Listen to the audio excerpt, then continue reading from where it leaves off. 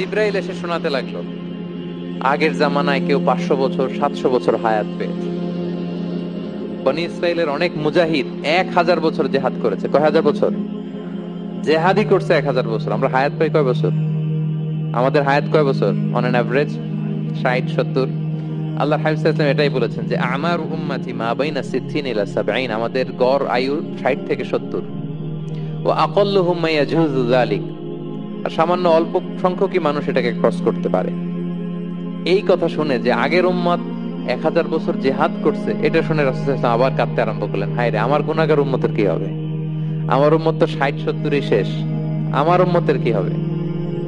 আবার চিন্তিত, আবার কান্নাকাটি। তখন আল্লাহ তাআলা নাজিল করলেন, ইন্না আনসালনাহু ফি লাইলাতিল কদর ওমা আদরাকা মা লাইলাতুল কদর লাইলাতুল কদরি খায়রুম মিন আলফি শাহর। নবী আপনি কাঁদবেন না, ওদেরকে হায়াত দিছি বেশি, কদর দেই নাই।